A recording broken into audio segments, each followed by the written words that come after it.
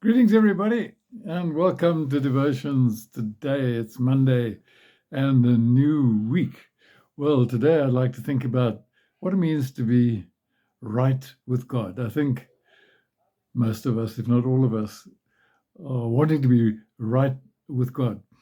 I'll tell you a little truth about myself, and that is that I wasn't really great at mathematics when I was at school.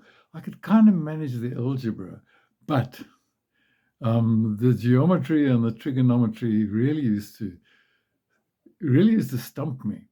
And a science, I could kind of manage the physics, but I remember getting one of my chemistry papers back. It says chemistry shockingly weak. Now, it wasn't because I had bad teachers. I actually had, I thought, very good teachers, and they taught me just what it was all about. But it wasn't enough to make me into a great mathematician or a great chemist. I needed a little bit more than that. And when we look at the Bible as to what it means to be right with God, you often speak to people, and I mean often because a lot of people think this way, will you be right with God? One day when your life is over, will you be able to go to be with him? Why would he want to accept you? He says, well, I suppose if I were to take all the right things I do and all the wrong things that I do more right things than wrong things. And so I reckon my score will be kind of okay. I'll be right. Well, they have it completely wrong, because it's not about keeping the law. And I want to read you a little passage from Galatians, reading from chapter 3, from verse 23. The law controlled us and kept us under its power until the time came when we would have faith. In fact, the law was our teacher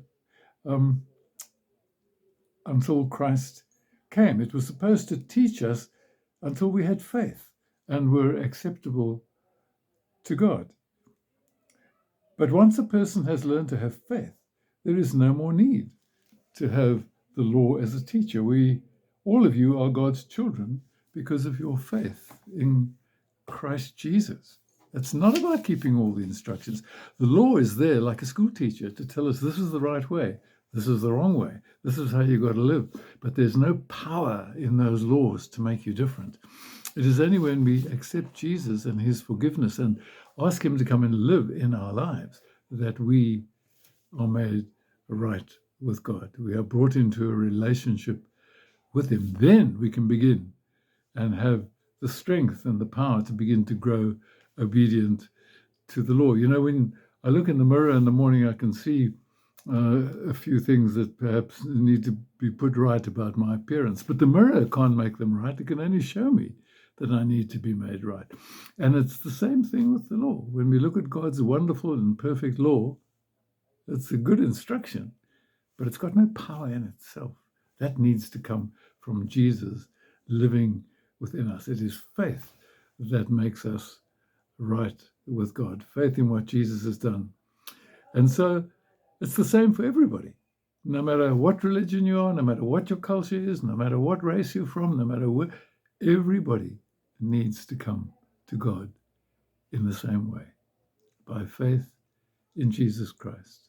And that is how we are made right with him. So we haven't got to add up our score, because anyway, God's score, the pass mark, is 100%. And none of us can make that, not even the holiest of us. We need more than that. And God has made the wonderful way through Jesus. And if you haven't been put right with God and you haven't accepted that gift of God's freedom through faith, that gift of peace with God and rightness with God, a chance for you to do that today, simply by inviting Christ and putting your faith in him. So may God bless you with a good week, and may he give you many blessings as you go through these days. Bye for now.